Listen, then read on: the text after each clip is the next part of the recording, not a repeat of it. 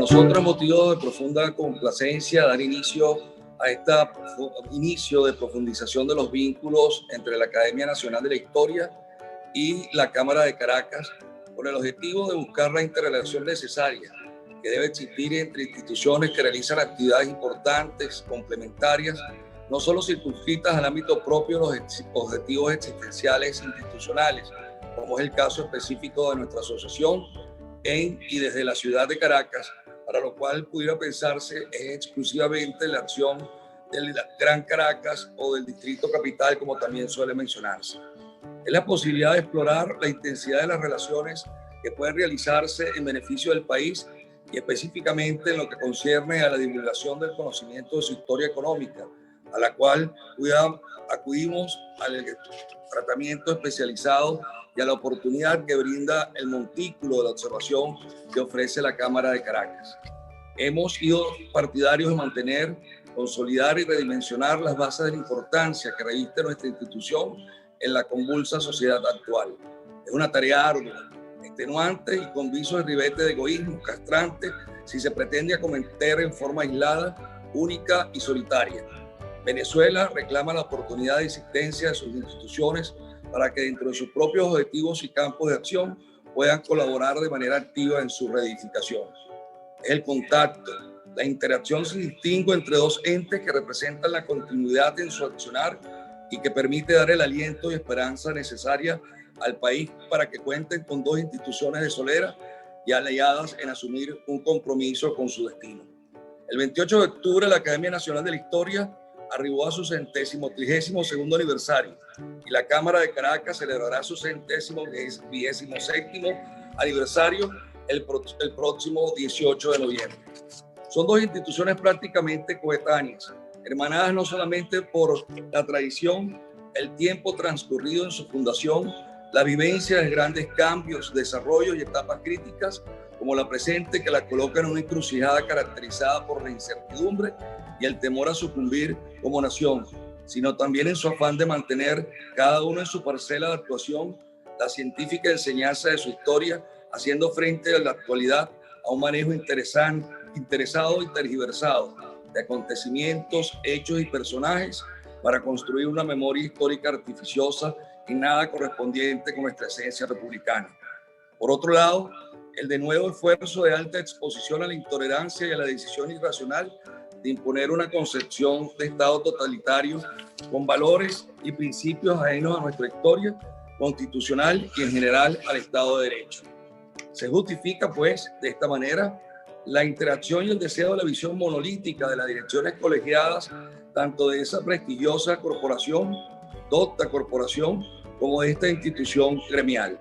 Dentro de estas acciones, es lógico que nos encontremos con el anhelo de desempolvar los orígenes y formas de integración de algunas oleadas de migración que contribuyeron con su emprendimiento, su fuerza para hacerlo y la confianza en el país que lo recibió, al cual contribuyeron enormemente a su modernización y desarrollo. Hoy hablaremos de los alemanes, su llegada por el occidente del país, su contribución en y desde la región Maravina, familias algunas que representan empresarialidad y base fundacional y orgánica para nuestra Cámara, en la cual por generaciones han conformado sus órganos de conducción y coadyuvado a la consolidación institucional. Nos adentramos hoy en esta tarea de la mano de la doctora Catalina Banco, individuo de número de la Academia Nacional de la Historia, profesora de larga y amplio reconocimiento, que ha dejado su impronta en la Escuela de Economía y la Maestría de Historia de la América Contemporánea de la Universidad Central de Venezuela, de los cursos de posgrado, maestría y doctorado en nuestra alma mater, la Universidad Católica Andrés Bello, así como investigadora del Banco Central de Venezuela y del Centro de Estudios Latinoamericanos Rómulo Gallego Celá. Su colaboración, siempre requerida en publicaciones especializadas nacionales y extranjeras, la ha convertido en una referencia obligada y descollante en todo lo referente a la historia económica. Entre sus obras se encuentran El poder político y conflictos sociales en la República Oligárquica 1838-1848, El capital comercial de La Guaira y Caracas 1821-1848, Las luchas federalistas en Venezuela, Régimen medinista e intervencionismo económico, Política, crédito e institutos financieros en Venezuela, 1830-1940, entre otras obras que incluyen trabajos individuales o su concurso como coordinadora. No quisiera perder esta oportunidad para destacar el papel descollante que también viene realizando la doctora Catalina Banco, junto con la presidenta de la Academia Nacional de la Historia, la doctora Inés Quintero, entre otros académicos, en la necesaria búsqueda de recursos para hacer frente a la crisis que enfrenta su sede. Es importante tener el concurso de todos y cada uno de nosotros. La Cámara de Comercio se ha buscado una gestora importante para la consecución de recursos destinados a la inmediata e impostergable necesidad de efectuar las reparaciones de la sede de la academia que ha expuesto y se viene exponiendo por parte de las inclemencias del ambiente, la posibilidad incluso de perder horas de arte, documentación y demás elementos fundamentales para la historiografía nacional. Todos los que estamos aquí, de una manera u otra, compartimos el gusto por la historia. Otros hacemos nuestro centro de preocupación y ocupación desde el punto de vista profesional para aquellos que son historiadores, dedicación, formación académica y proyección diaria. En consecuencia, es importante que tengamos en cuenta que el aporte, por más mínimo o elemental, humilde que sea, resulta importante para hacer frente a este deterioro que enfrenta la Academia Nacional de la Historia dentro del contexto general del deterioro del Palacio de las Academias, una joya arquitectónica, representante icónico de las Caracas de ayer y elemento fundamental del pensamiento en Venezuela. De manera que hoy queremos compartir estos minutos con la doctora Catalina Banco, dándole la bienvenida a representantes de la Academia Nacional de la Historia, de la Academia de Ciencias Políticas y Sociales, de cursantes de los cursos de doctorado de la Universidad Católica Andrés Bello y otros amantes de la historia. Disponga usted, doctora Catalina Banco, de estos espacios, al igual que la Academia de la Historia, para hacer frente a esta divulgación que celebramos hoy en este día, el inicio de una fructífera alianza institucional. Gracias. Bueno, muchas gracias a Leonardo por las palabras expresadas, sobre todo en lo referente a la Academia Nacional de la Historia, que requiere realmente de esa colaboración de todos los sectores que están en posibilidad de brindarlo, porque se trata de renovación y de mantenimiento de una estructura arquitectónica que tiene demasiado tiempo, es un patrimonio histórico de la nación, de modo que sería muy importante que se pudiera desarrollar a cabo esa obra que realmente es muy necesaria. Y también gracias por la presentación en lo que a mí se refiere. Bien. El tema que vamos a desarrollar se refiere a los comerciantes alemanes en la región Maravina. Al respecto, quiero comenzar haciendo una especie de homenaje a quien construyó, elaboró la categoría conceptual de región Maravina, que en conjunto con otros investigadores de la Universidad del Zulia, que realmente son muy valiosos, entre ellas Belín Vázquez de Ferrer, pero con el caso de con, digamos, esa categoría de región Maravina, debo reconocer el aporte extraordinario de un gran amigo y colega, miembro de la Academia Nacional de la Historia, que nos abandonó lamentablemente hace ya unos cuantos años, quien ha editado toda una obra muy importante sobre Maracaibo y su región histórica, y él precisamente es el que delimita y va definiendo y va explicando, y esta ponencia mía está muy fundamentada en ese trabajo, de modo que para mí esto sirve además como un homenaje a Germán Cardoso Galué, quien fue además un amigo, un colega con quien compartimos mucho. Él estaba muy interesado porque yo trabajaba La Guaira, él trabajaba Maracaibo, y nos faltaba Puerto Cabello, pero lamentablemente los que estudiaron Puerto Cabello, incluso elaboraron algunas tesis, nunca las publicaron, de modo que Puerto Cabello quedó un poquito marginado desde el punto de vista de las publicaciones. Tal vez algunas publicaciones parciales, pero así como un trabajo más conjunto no se ha hecho sobre Puerto Cabello, y eso sería importante que pudiera llevarse a cabo. Bien, vamos, después de esta breve explicación en que, repito, le agradezco, allí donde esté, que ha hecho una contribución extraordinaria con esa conceptualización sobre lo que es la región maravina, que está muy bien delineada y para lo cual vamos a utilizar incluso un mapa elaborado por él también. Bien, vamos a compartir pantalla. Déjenme usar estos lentes prestados porque se me olvidaron los míos y siempre es conveniente utilizar los lentes para que la visión sea más... Bien, aquí tenemos entonces la visión: comerciantes alemanes en la región maravina. La ilustración que tenemos allí es de Ferdinand Bellermann, que hacia los años 40 ha estado visitando esa región occidental y fue un paisajista extraordinario que nos dejó imágenes muy bellas en cuanto a la... digamos, lo que era la naturaleza. Es más, él tuvo mucha influencia de Humboldt, quien le habló tantas maravillas, o por lo menos le dio a conocer tantas maravillas de ese viaje extraordinario, de ese periplo extraordinario que realizó Humboldt con Bonpland por nuestras tierras y mucho más allá, que ese entusiasmo se le comunicó a Bellermann y decidió venir a Venezuela, como les digo, alrededor de los años 40, y tiene una colección extraordinaria de obras. Entonces comenzamos con esa portada que tenemos allí. Déjenme familiarizarme con esta laptop, que como no es la mía, tengo...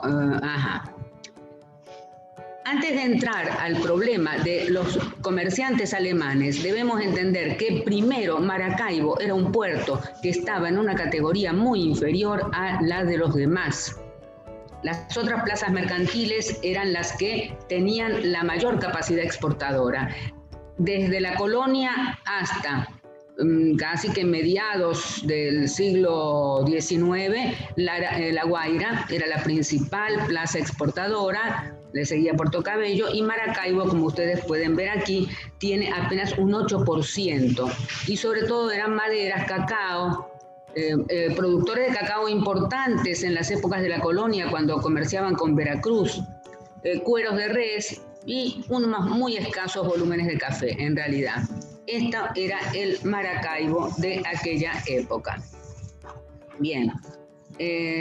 Continuando, espérense, como les digo, no estoy familiarizada con acá está. Bien, ahora, aquí hay un cambio. Aquí ustedes pueden observar en esta gráfica un cambio sustancial. Observen cómo se va dirigiendo la línea desde un punto bastante bajo, fíjense cómo van subiendo las importaciones y exportaciones, hasta que llegamos exactamente a los puntos de los años 50, cuando comienza a cambiar, y fíjense cómo las exportaciones tienen aquí un crecimiento vertical, realmente extraordinario. Esto nos da la pauta de que está pasando algo aquí. Está pasando, hay algunos problemas problemas climatológicos en algunas de las localidades que producían café en la época, pero ya desde años anteriores había comenzado a cultivarse el café en la región andina, y naturalmente la salida de ese café siempre debía hacerse por Maracaibo, y de pronto comenzó eso a desarrollarse cada vez más. De hecho, Blom instala su agencia en Maracaibo en 1854, o sea que tuvo una visión de futuro absoluta. en ese sentido. Entonces, vemos aquí precisamente ese ascenso. Este es el Maracaibo de los primeros tiempos, pero cuando comienza a cambiar. Muy importante. Ahora vamos al mapa. Este mapa es de Germán Cardoso Galué, de su libro Maracaibo, su región histórica. Empiezo por reconocer su autoría en este aspecto. Este mapa, que es tal vez un poco intrincado porque era muy difícil poder establecer todo, aquí tenemos Maracaibo, que establece relaciones económicas con todo su alrededor, con todo lo alrededor, pero lo más importante está aquí. Trujillo, productor de café, Mérida, productor de café, y luego todo lo que se refiere a la región del Táchira, recientemente creado como entidad autónoma en 1856, pero además el Departamento Norte de Santander de Colombia también exportaba café a través de esta vía. Entonces, aquí nosotros tenemos, fíjense que lo que él considera la región histórica de la región maravina va mucho más allá de las fronteras en realidad. En algunos puntos coincide, pero en algunos casos va más allá de la frontera. Fíjense que la frontera va siguiendo esta línea aquí, continúa aquí la frontera con Colombia, pero la región maravina va un poco más allá. Es decir, que las regiones no siempre responden a límites políticos, pero sí responden a determinados elementos. Evidentemente, el lago de Maracaibo por aquí, pero el lago de Maracaibo aquí se había desplegado una red de flujos comerciales que iban recogiendo de Trujillo a través de La Ceiba. Es más, luego se construyó un pequeño ferrocarril, Motatán-La Ceiba. En el caso de Mérida, que también tenía las posibilidades de sacar su café a través de el Vigía Santa Bárbara del Zulia. Aquí tenemos el río Escalante, que era una de las posibilidades de exportación. Y el problema era la región del Táchira, que quedaba totalmente alejada. ¿Cómo hacerlo? Había muchos caminos, en realidad se habían muchos caminos que llegaban hasta el lago, pero eran caminos muy accidentados desde el punto de vista geográfico. Digamos, era imposible para los arrieros atravesar determinadas zonas montañosa, con muchos peligros, y en épocas de lluvias menos aún, eran intransitables. Entonces se necesitaba buscar otra vía. La vía más usual para internarse era esta: Río Catatumbo. Por aquí está el relampagueo, cuando el famoso fenómeno de los relámpagos del río Catatumbo. El río Catatumbo, que se une al río Zulia.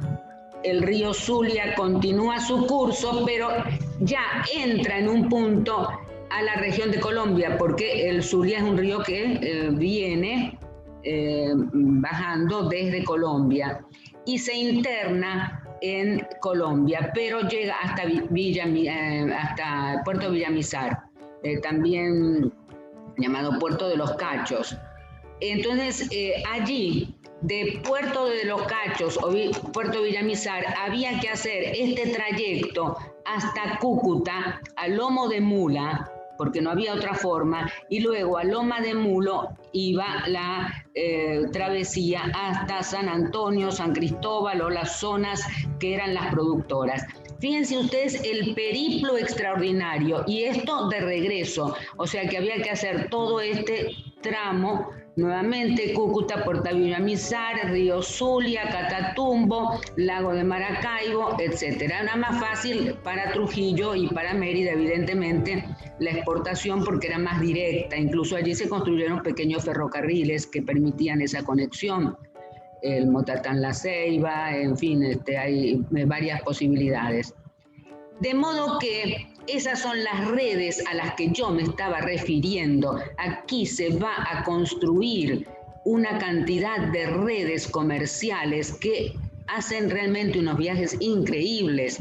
Cuando un alemán por 1880, Heinrich Rode, llega como agente comercial, como un simple empleado, y después termina siendo el socio de una de las grandes compañías cafetaleras, él hizo este periplo y lo hizo, según los relatos, la parte fluvial fue 16 días.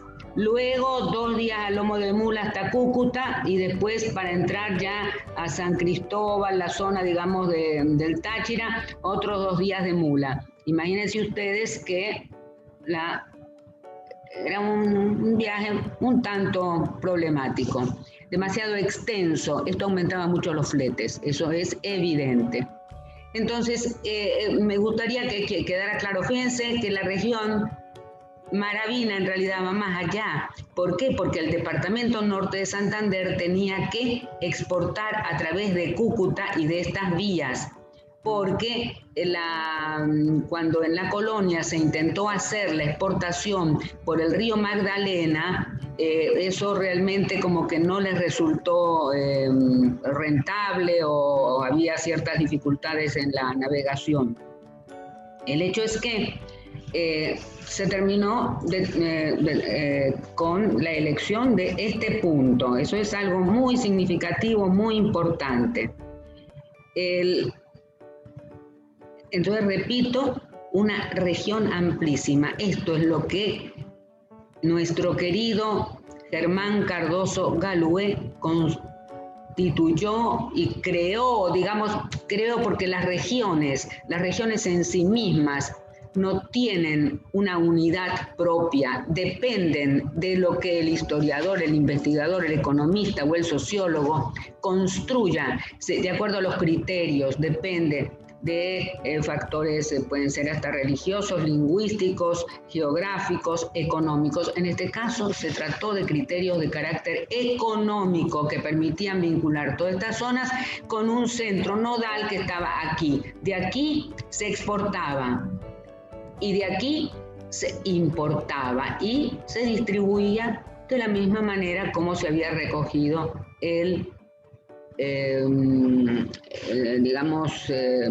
todo el café de la zona.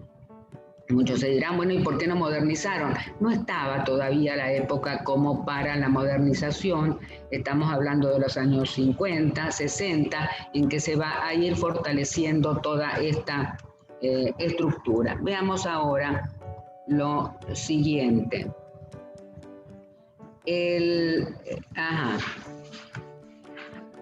Con los años, los comerciantes alemanes comienzan a instalarse poco a poco. Yo tengo aquí las listas, si es que alguno después desea conocer las listas de los comerciantes para descubrir allí algún antepasado o algún elemento que les interesa.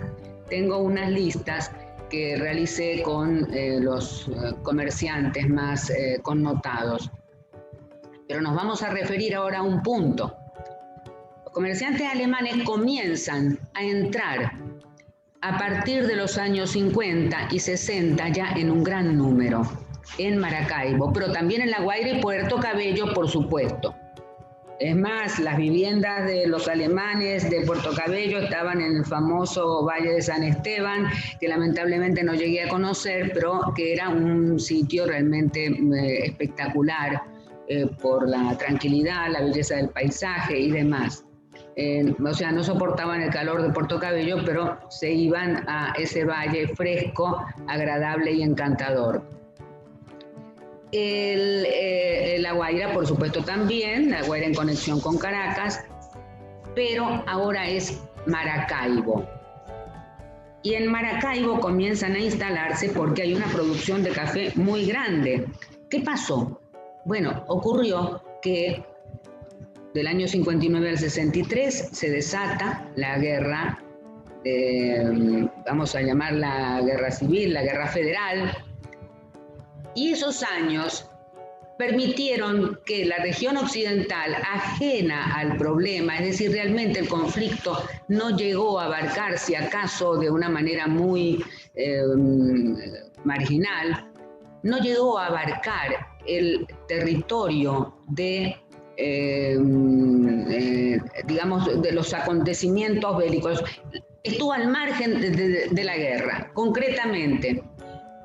Y allí entonces era el sitio ideal donde muchos inmigrantes de origen italiano, bueno, y alemanes, por supuesto, pero también hay algunos italianos que se dedican al cultivo. Comienza a desarrollarse de una manera extraordinaria el cultivo del café porque las tierras eran exactamente las idóneas para ese desarrollo. Y los comerciantes alemanes tenían características muy particulares que no tenían otros comerciantes, y esto no lo reconozco yo por simpatías hacia los alemanes, sino que lo dicen Holger Herwig, que lo dice Cliff Day, que es un clásico de la historia del comercio.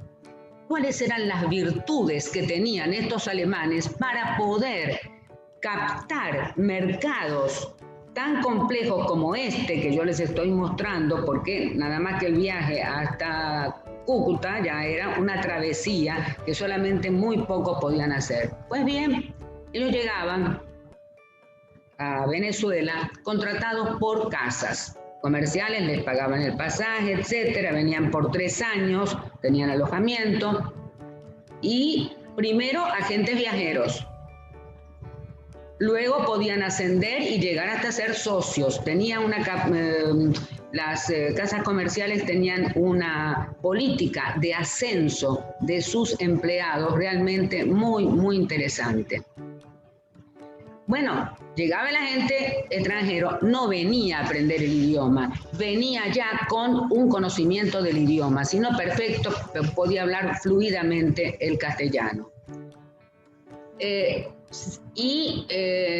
Cuando Heinrich Rode hizo su primer viaje, imagínense ustedes, debe haber quedado un poco asustado a lo mejor, pensando en toda la alimaña, los insectos, serpientes, en fin, todo lo que puede uno encontrar atravesando esos sitios tan particulares. Pero el hecho que eso no fue un impedimento para que él pudiera, perfectamente vestido, con un tono muy amable, comunicarse con los dueños de las haciendas, con los dueños de las bodegas, de los comercios que había en los poblados, y allí comenzar a recoger las solicitudes hasta de 3 alfileres o una caja completa, porque ellos hacían la importación, aceptaban solicitudes de todo tamaño, desde el más pequeño hasta el más grande. Solían establecer contactos muy amables, en fin, se desarrolló una política de muy buena relación con estos alemanes. Estos alemanes traían catálogos que estaban, bueno, aquí en español, pero ellos tenían catálogos para Turquía, para Japón, para China, para Inglaterra, para España, en fin, para todos.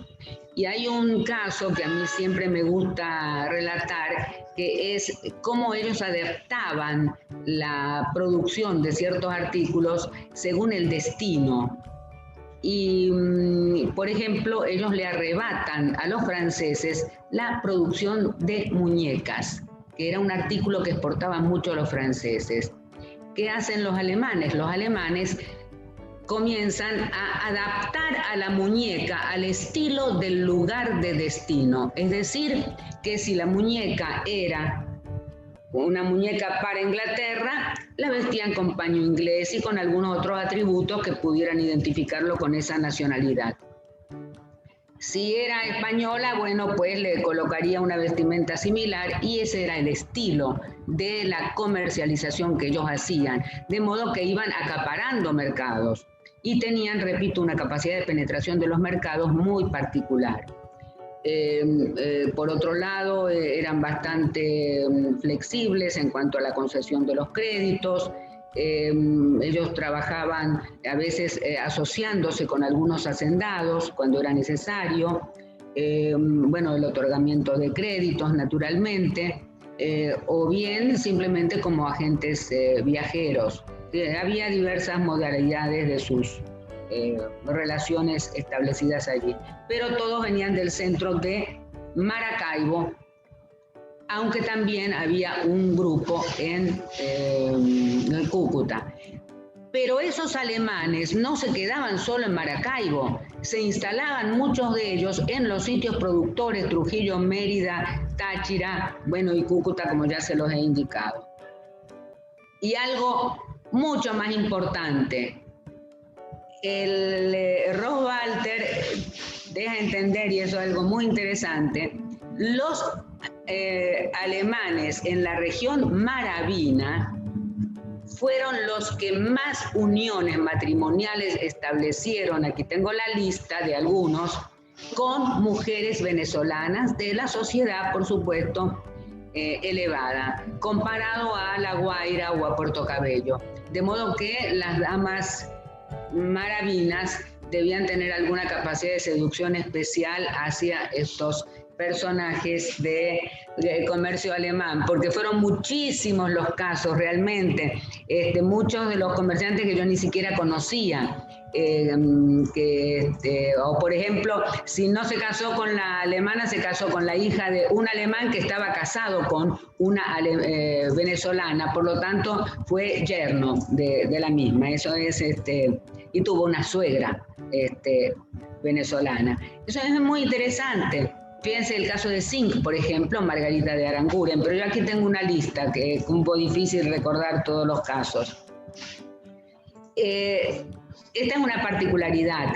Se insertan en la sociedad venezolana, eso es un punto importante, no es un capital golondrina, no es un capital que se va y que llega, y se va inmediatamente una vez que obtuvo una serie de beneficios, se insertan en esa sociedad. Naturalmente, algunos sí emigraron, depende de las características personales, pero la mayoría quedó en la zona y eso es un punto interesantísimo, que denota una particularidad de los alemanes en el caso de Venezuela. El punto que me interesa indicarles ahora es, fíjense, estamos recogiendo café y vendiéndolo desde Maracaibo. El problema es a qué mercados. Veamos. Fíjense ustedes, en 1872, no hacía tanto que Estados Unidos había salido de la guerra civil, tenemos aquí unas ventas de exportaciones hacia Alemania que son absolutamente superiores a las de Estados Unidos. En 1875, observen ustedes la diferencia a favor de Alemania, pero 1888, observen la diferencia, de 2 millones a 9 millones, 97, 1 millón a 3.540.000. Claro, ahí estábamos en plena crisis en realidad. Aquí tenía que disminuir todo, pero la relación es muy clara. ¿Qué pasó? ¿Por qué los alemanes están comprando menos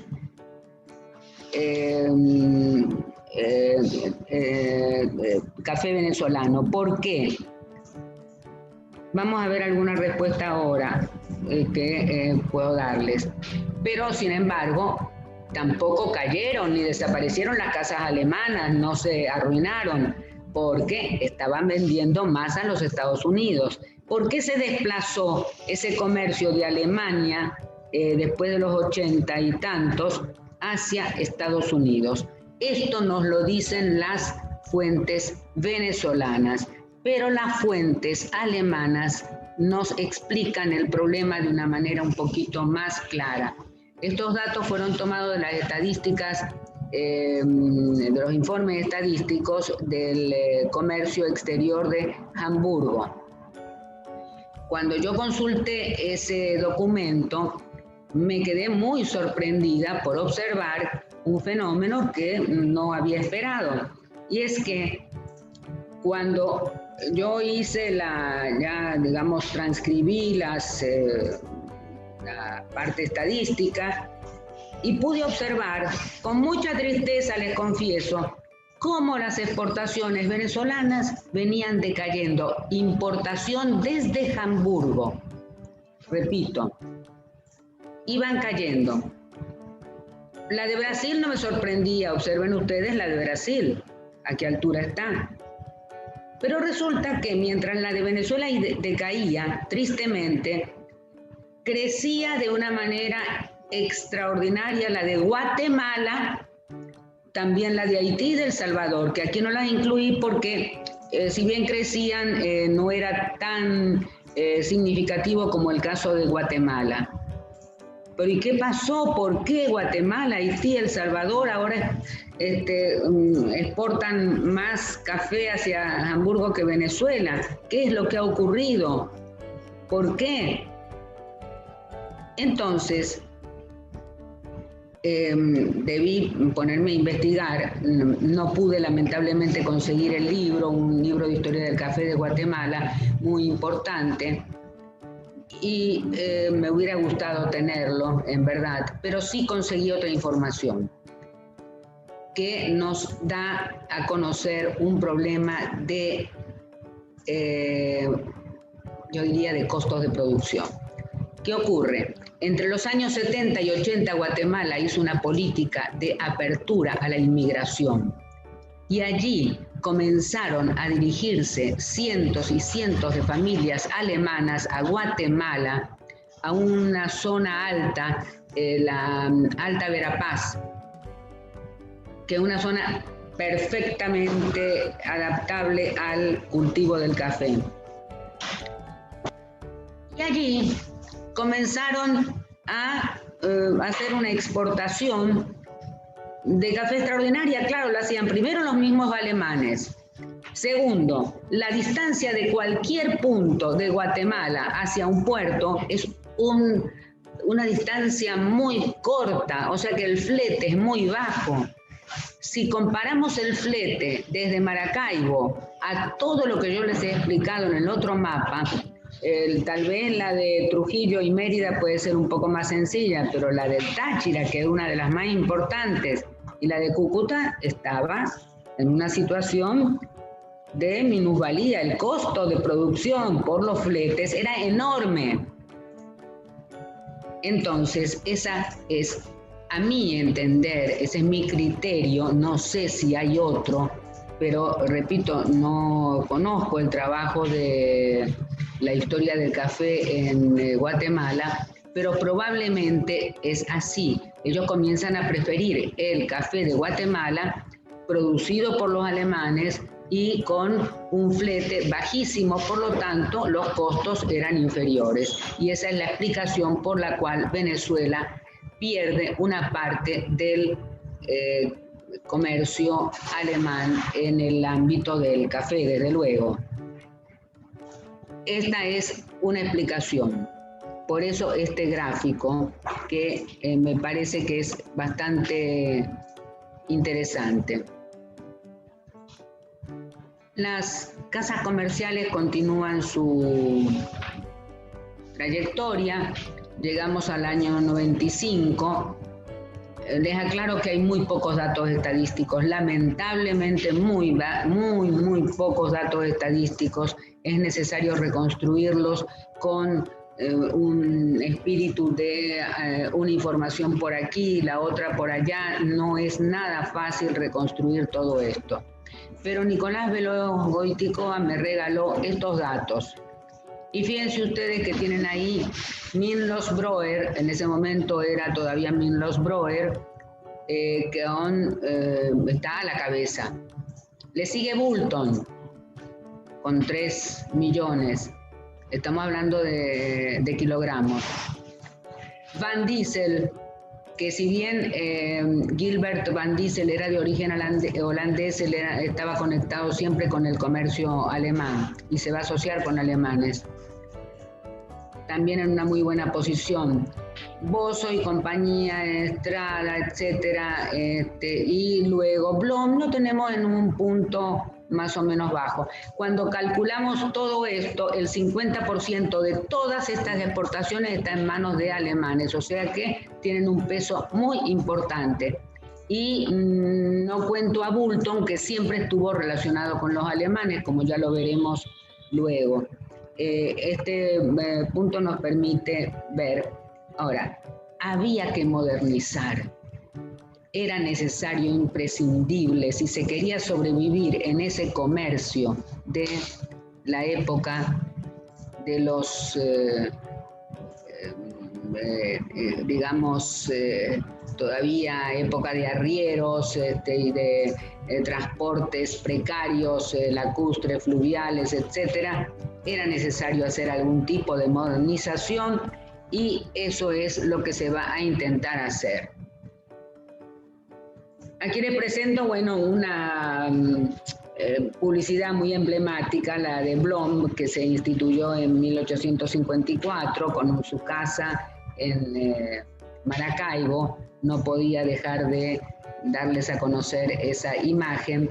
Y aquí el gran ferrocarril del Táchira, quiere decir que hubo ferrocarril, les estoy antecediendo esto a la información, pero ya cuando está desapareciendo, porque por allí hay un dato que casi no se puede leer en el original, que es como de 1955. Ya el tren estaba en decadencia. Esta era la estación La Fría, la que les estoy representando. O sea que les estoy adelantando que ahora los alemanes y los comerciantes, no solamente alemanes y venezolanos también lo sabía, estaban en una posición muy interesada en que se pudiera acelerar el transporte porque ese costo de producción era demasiado alto. Pero no puedo dejar de mostrarles al mismo tiempo el estilo de esos comerciantes alemanes para hacer un poco la interrupción entre datos estadísticos con los cuales los he mareado un poco. Tenemos aquí estos comerciantes alemanes en el Club del Comercio, que era su club. No, era su club, no, eso se compartía con los criollos. Es más, se hacían elecciones para la directiva y generalmente compartían esa dirección. Los alemanes, como buenos alemanes bastante rígidos y con costumbres muy, muy establecidas, se reunían todas las tardes después de las horas de oficina en el Club del Comercio que estaba frente a la Plaza Baral y se reunían en esta forma de herradura que me imagino que tiene alguna simbología que no conozco, pero supongo yo. Y junto a cada uno de ellos hay una mesita que es donde está el cóctel que están tomando. Era la hora de descanso y de conversación, pero tenía un ritual. En el medio estaba Kurt Nagel von Jess, que era la figura central.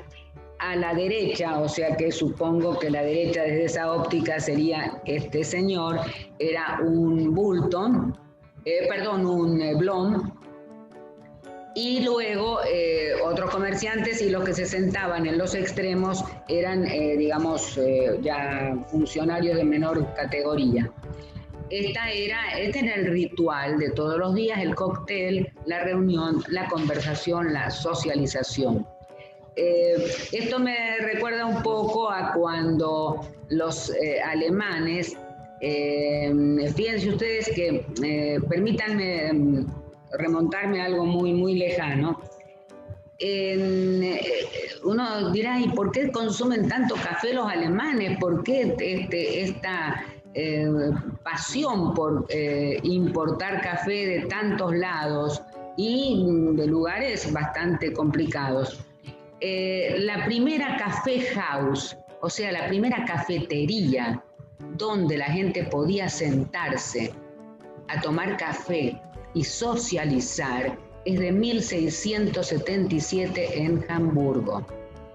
Y en esa época el café era una especie de panacea que servía para todo, para levantar el ánimo, curar problemas de estómago, de vasos, riñones, en fin.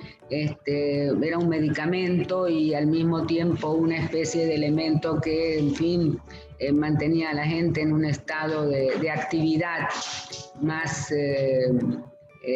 continua. Y el café se comenzó a poner de moda en toda Alemania y los alemanes se convirtieron en unos grandes consumidores. También los ingleses tuvieron sus coffee house, pero la pionera en ese sentido fue la Café House de Hamburgo. Muy, muy interesante ese punto. por lo menos lo es para mí.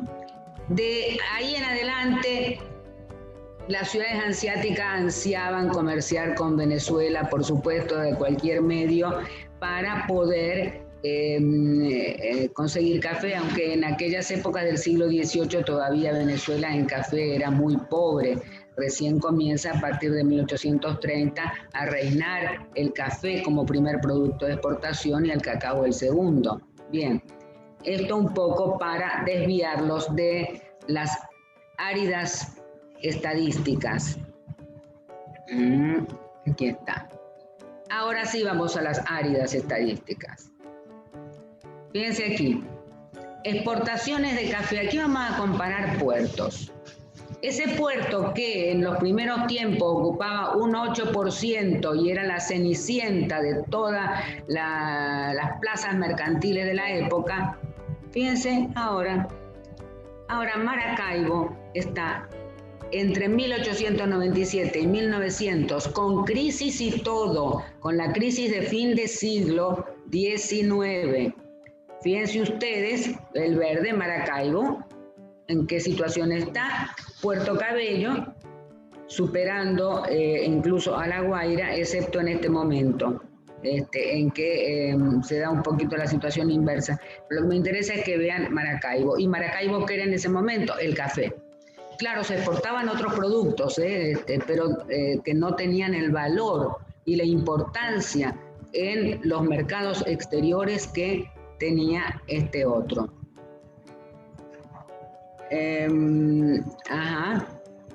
Sigamos comparando puertos. 1908-1915, aquí no hay petróleo. Estamos en la etapa prepetrolera, la primera exportación petrolera del 17. Entonces, aquí, donde está el color verde de Maracaibo, siempre arriba, incluso en los peores momentos.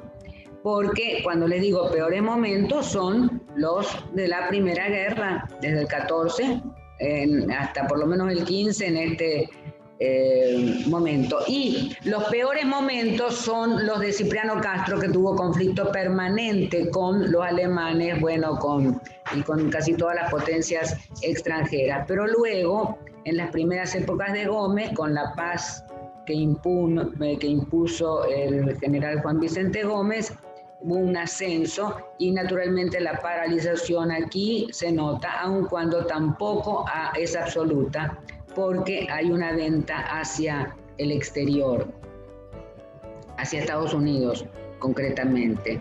Entonces vemos otra vez el puerto de Maracaibo reivindicado totalmente gracias al café. 2739, aquí hemos hecho un salto. Aquí estamos en plena época petrolera. Precisamente les quería mostrar ese contraste. Observen ustedes ahora, La Guaira y Puerto Cabello quedaron convertidas en una especie de una representación enana junto a las exportaciones de Maracaibo. Claro, ya no son de café, aquí está el petróleo. Era simplemente para que ustedes vieran cómo cambia el panorama de un momento a otro. Ahora esta 3739, no es que yo quisiera comunicarles demasiada tristeza, pero lamentablemente debo hacerle. Observen ustedes la 37, 38, 39, cuál es la situación del café y cuál es la situación del petróleo en Maracaibo exclusivamente. Evidentemente estos son los años posteriores a la Gran Depresión, los previos a la Segunda Guerra Mundial. Bueno, el año 39 ya estaba comenzando la guerra en realidad, ¿no? Estas son las comparaciones de petróleo. Bien, vamos a entrar ahora, no sé en qué tiempo estoy. 39 minutos. ¿Cuánto? Quedan 39 minutos ahorita. Ajá, perfecto. O sea que no tengo problemas de tiempo. Este cuadro yo no lo pude traducir a un gráfico porque hubiera sido muy difícil con tantas casas comerciales. Volvemos al mismo tiempo. Aquí entramos en el siglo XX absolutamente. Estamos en la época petrolera, pero esto no incide. Acá el problema son las primeras grandes conflagraciones mundiales que se producen y que van a afectar el comercio exportador de café de Venezuela, naturalmente, y de Maracaibo, que es el tema que nos ocupa. El punto es el siguiente. Cuando se desarrolla la Primera Guerra Mundial, también la Segunda, las naciones aliadas constituyen las llamadas listas negras. Había unas listas que eran como una especie de lista gris, que era como un intermedio. La lista negra, pero no desde el principio, generalmente ya lo hacen después del 18, 19, perdón, después del 17 aproximadamente. Son listas que establecen una prohibición absoluta de comerciar con los países que conforman los enemigos de los aliados.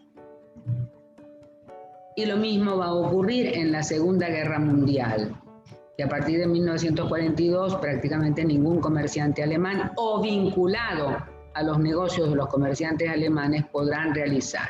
Este fue un impacto terrible, pero el de la Primera Guerra logró darse una recuperación. En la Segunda ya no, porque había cambiado todo el escenario completo en su conjunto. Entonces, fíjense ustedes, vamos a observar. Aquí tenemos nosotros, estamos 16, 18, 20, 22, 24. Tenemos a Oliva Rivoli, italiana, se mantiene, disminuye aquí porque naturalmente había que tener disminución porque aquí se va a producir una gran crisis, ¿no? El año 22 se recupera, continúa más o menos con una exportación relativamente estable, pero vamos a ver. Breuer-Müller, que según Roll-Walter es el imperio cafetalero de Venezuela, empieza con esta en el año 16, no hay lista negra todavía. Lista negra presente, observen ustedes en rojo a dónde llegó. Año 20 se recupera, desaparecen las listas negras, hay una recuperación relativa porque, insisto, aquí hay una presencia de una crisis del 2021. Y luego, miren, la recuperación es extraordinaria en todos los años siguientes, a pesar de la crisis alemana. Felipe S. Toledo, una empresa que estaba en ese momento un poco ocupando el vacío de las casas alemanas, fíjense, no tiene ningún efecto, continúa, bueno, y aquí llega a un punto bastante importante. Van Dieselrode, conectado al comercio alemán, de 57.000, tenemos esta cifra, la que está en rojo, que nos indica claramente el problema. H.L. Bulton, que no era alemán, pero por estar vinculado a los intereses alemanes, también fue incluido en la lista negra, y fíjense cómo cayó. Y luego se fue restableciendo progresivamente. Blom quedó en cero porque ningún dato apareció al respecto. Y aunque no estaba comerciando tanto, pero fíjense cómo aumentó inmediatamente en el 22. Son de los boletines de la Cámara de Comercio de Caracas. De aquí pertenecen. Por eso es que sería ideal digitalizarlas, porque es una fuente extraordinaria. Una pequeña propaganda. Una pausa publicitaria. Fossi, casa italiana, no se ve perjudicada en absoluto. Entonces, Bulton, Van Diesel, Breuer-Müller y Blom, me olvidaba, son las casas más perjudicadas porque son las que están en las listas negras, que después naturalmente desaparecen, pero fíjense cómo siguen creciendo. Esto es un impacto importante, evidentemente, en estas casas. Pero luego pasamos a esto, pero no vamos a pasar aquí. Aquí hay que entrar a otro punto. Entramos a los años 30. Pasan los años 20, la recuperación, una recuperación relativa, como muy bien también lo ha trabajado también María Elena González de Luca. Muchos efectos de lo que va a ocurrir después del 29 estaban presentes en la economía y en ese funcionamiento un tanto errático que tenía la economía en la década anterior. Estaba todo de alguna manera había un preanuncio de desequilibrios muy fuertes que van a estallar en el año 29, de modo que no podría considerarse una simple sorpresa. Llegan los años 30, los años de la Gran Depresión. Para Venezuela la Gran Depresión duró hasta el año 35 aproximadamente, en que los precios nuevamente vuelven a recuperarse. Fue una caída de los precios realmente extraordinaria. Pues bien, mientras la Gran Depresión se desarrollaba en toda Europa occidental, Estados Unidos, América Latina, estaba encaramado en el gobierno alemán un nuevo núcleo, que es el del grupo Hitler, nazismo, que se propone una política de nacionalismo extremo, y en el nuevo plan que se propone uno de los ministros, la idea era tratar de producir lo máximo posible, importar, por supuesto, importar esos artículos, pero comprar lo menos posible. Y eso se solucionó creando una moneda artificial que se llamaba Sondermark. O sea, el Sondermark traducido sería un marco especial. Un marco, sí, un marco especial. ¿En qué consistía ese comercio? Fíjense ustedes que en los años 30 los comerciantes venezolanos, y cuando digo venezolanos me refiero también a los alemanes, estaban todos desesperados por exportar, porque hay un problema. Estados Unidos también es un mercado restringido porque está entrando, digamos, está también en una situación de depresión. ¿Qué hacer? Una Alemania destruida, pero que ahora se está reconstruyendo. Entonces, la idea de los alemanes fue brillante para Alemania. ¿En qué sentido fue brillante? Bueno, pues idearon un sistema que era el siguiente. La casa Blom quería exportar café a Alemania. Pues bien, le pagaban no con divisas, sino con un Sondermark, o sea, con esa moneda artificial. La aceptaba, se realizaba la negociación, pero el detalle estaba en que con esos Sondermark solamente se podían comprar artículos manufacturados en Alemania. Con eso Alemania no había desembolsado absolutamente nada y obtenía café y lograba que además encima le compraran artículos manufacturados con esa moneda particular que era el Sondermark. Casi se convirtió en un trueque porque no había transferencias de dinero. Eso fue resistido por los comerciantes locales, por supuesto. Bueno, yo había revisado todos los documentos de protestas, tanto en Alemania como aquí, la Cancillería actuando a ver cómo podían solucionar, el Banco de Venezuela tratando de ver si podía lograr hacer como un intermediario para recibir los Sondermark y ver cómo los podían negociar, en fin, eso fue un verdadero conflicto. Y como había que lograr la colocación de los productos y el mercado mundial no era muy afecto al café, porque al fin y al cabo es un producto del que se puede prescindir, bueno, tuvieron que aceptar y recibir los Sondermark. y con esos Sondermark comprar artículos manufacturados. Pero Alemania tuvo una política, esto es ya casi que una burla, ¿no? De alguna manera. Cuando yo leí el problema de los que exportaban cacao, porque también compraba cacao, ¿no? En menores cantidades. Lo que pasa es que ahora lo que nos interesa es el café. Y los alemanes idearon este procedimiento. Compraban cacao venezolano, es más, el cacao venezolano de pronto comenzó a venderse y comenzó a extender los volúmenes de exportación a tal punto que era casi sorprendente. ¿Qué ocurrió? Que Alemania, que había pagado el cacao con Sondermark, ¿verdad? Y obligaba a estos a comprarle artículos manufacturados, ese cacao recibido de Venezuela lo colocaba en los mercados europeos, pero no ya con Sondermark, sino cobrándolos en divisas y a menor precio. O sea, hacía una operación de dumping.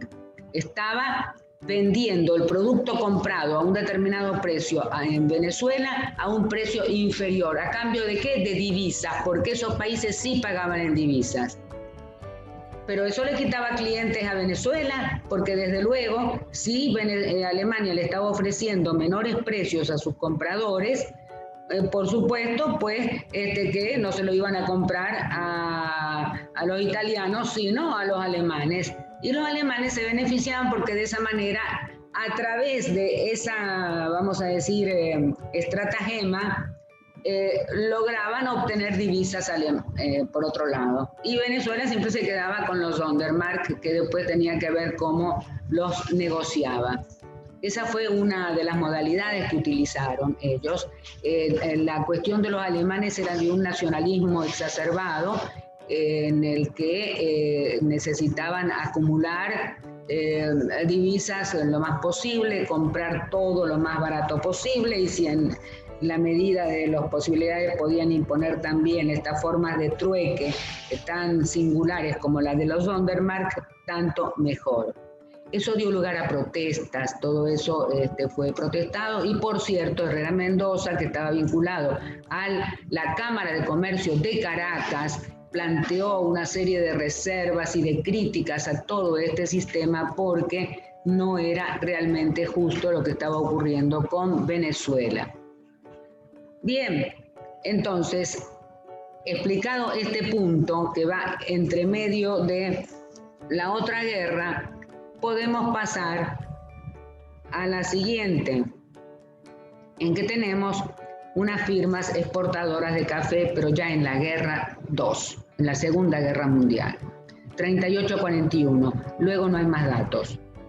He tenido que llegar hasta ese punto. Acá, si ustedes observan, aquí no hay efectos de listas negras, porque las listas negras comienzan a funcionar de fines del 41 al 42 en adelante, que es cuando ingresa Estados Unidos a la guerra. Entonces, observen ustedes, Tito Abo, italiana, baja, evidentemente baja porque hay una paralización, no es lo mismo, pero todavía quedaba Estados Unidos. Gustavo Zink aumenta. Lo que pasa es que Gustavo Zink tenía mercados norteamericanos más que Alemania. Sus mercados estaban en Estados Unidos.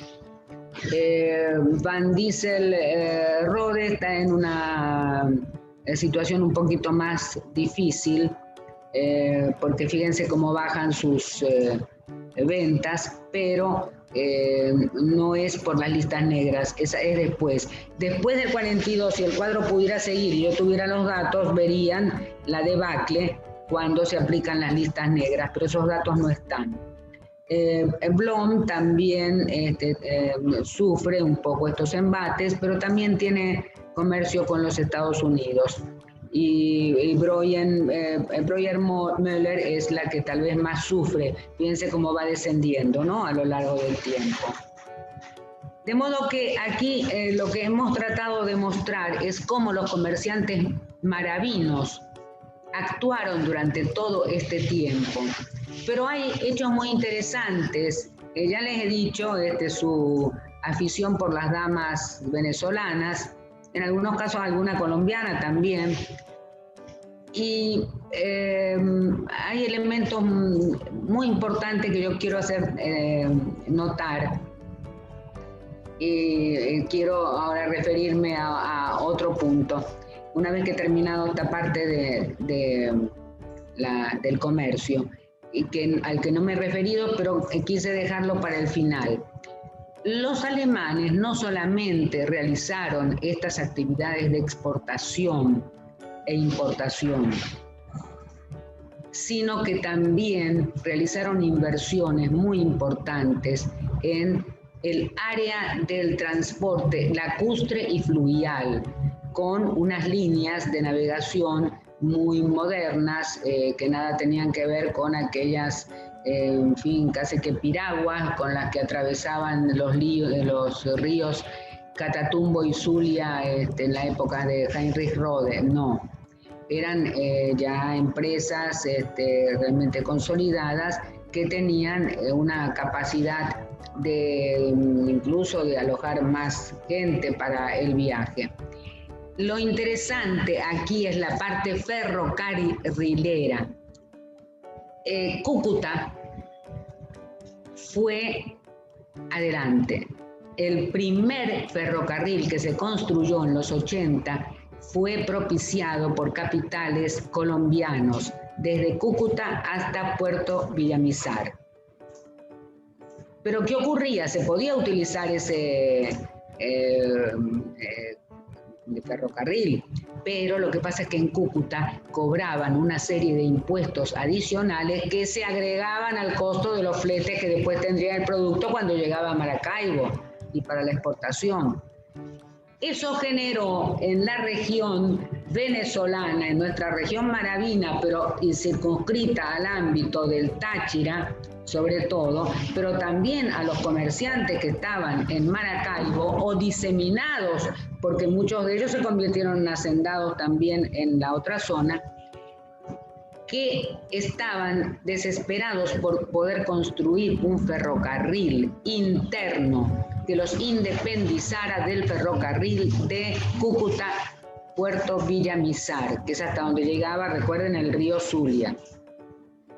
Y ese ferrocarril fue una maravilla, se fue desarrollando a finales del siglo XIX, continuó a principios del XX y logró finalmente partir de encontrados, o sea, del punto donde se encuentran el Zulia y el Catatumbo. Desde ahí hubo un primer tramo hasta La Fría, luego de La Fría a Colón, y luego, más adelante, ya como en los 1920, se logró hacer un empalme de ese ferrocarril con el que llegaba hasta Villamizar y conectaba con el de Cúcuta. Fue una forma de independizarse. Esa fue una labor titánica porque realizar ese ferrocarril pasó por una cantidad de proyectos que son inimaginables, que fueron discusiones, etcétera. Fue algo realmente muy, muy complicado, muy difícil. Pero se logró y se tuvo entonces un ferrocarril que permitió saltar esa dependencia que había del recorrido por la otra zona. Y estas fueron inversiones con accionistas alemanes, locales, por supuesto, y también en todo lo que tenía que ver con la navegación lacustre y fluvial. De modo que hubo un papel económico que fue más allá del problema de los intereses simplemente comerciales. Quisiera cerrar, hay otra que les va a dar una visión general del comercio con Alemania en este periodo, indicar que los negocios abren caminos, pero cuando abren caminos no lo digo en el sentido metafórico, sino abren caminos reales, crearon rutas porque necesitan de manera imperiosa poder avanzar hacia los mercados para poder realizar sus actividades y lograr sus beneficios. Eso me recuerda un poco a aquellos mercaderes que en caravanas iban recorriendo los señoríos de la época feudal, los llamados pies polvorientos, que traían algunas mercancías de Oriente, que iban penetrando y creando rutas de comercio, ferias, etc. Bueno, estos negocios comerciales que necesitaban conectarse con los sitios de producción del café, precisamente fueron creando rutas de navegación, de transporte terrestre, etcétera, y luego de modernización con el ferrocarril. Es decir, que es muy interesante ver todo ese aspecto.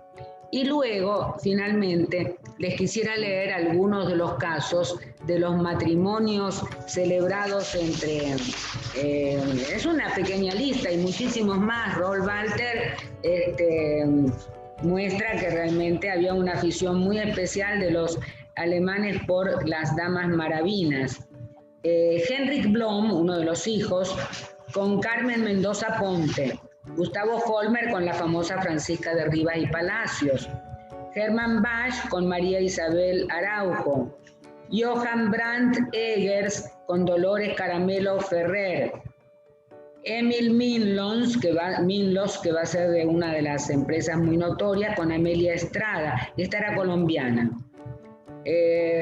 un Breuer con Isabel Vargas, Gustavo Zinn con la famosa Margarita Aranguren, Heinrich Rode, ese tuvo una suegra venezolana, ¿no? En realidad, pero digamos, se fueron conectando las familias. Este es un aspecto muy importante porque hubo una fusión, hubo un interés de compenetrarse con esa sociedad en la que efectivamente se compenetraron. Tal vez lo geográfico tuvo una influencia muy particular. Y por último, para que ustedes vean las tendencias del comercio alemán con Venezuela en este periodo. Aquí tenemos, claro, se refiere nada más que al siglo XX, pero tienen ustedes un ascenso muy notorio, después, sobre todo de la salida de Gómez, porque Cipriano Castro tuvo constantes conflictos, luego una caída, interregno por la Primera Guerra Mundial. Iniciamos aquí una buena recuperación, observen, en los años 20, una muy buena recuperación, pero la depresión de los años 30 incidió notablemente y luego ya en la época del régimen nazi tenemos una cierta recuperación con el problema de los Sondermark, naturalmente, y una caída, y aquí se inició la Segunda Guerra Mundial. Esto es para que tengan una noción simplemente de cómo se desenvolvió, de acuerdo a las circunstancias mundiales, la situación referida a esto. Bien, entonces he concluido y gracias por la atención prestada. Bueno, muchísimas gracias a la doctora Catalina Banco, a la Academia Nacional de la Historia, por su apoyo y la posibilidad que nos brinda de tener acceso a este tipo de encuentros que revisten de gran importancia, no solamente para los estudiosos de la historia, sino también para nuestros afiliados. Agradecemos mucho su tiempo y haber aceptado esta invitación de la Cámara de Caracas. Profesora, muchísimas gracias y extraordinaria su conferencia. A todos ustedes, gracias por acompañarnos. Nuestras redes sociales, @Cámara de Caracas, en donde estamos presentes, Twitter, Instagram, YouTube. Sugerencias, comentarios, aprendizajes de esto, estamos a su total disposición en camaradecaracas@gmail.com. Un gusto haberlos tenido el día de hoy y nos vemos en las próximas actividades.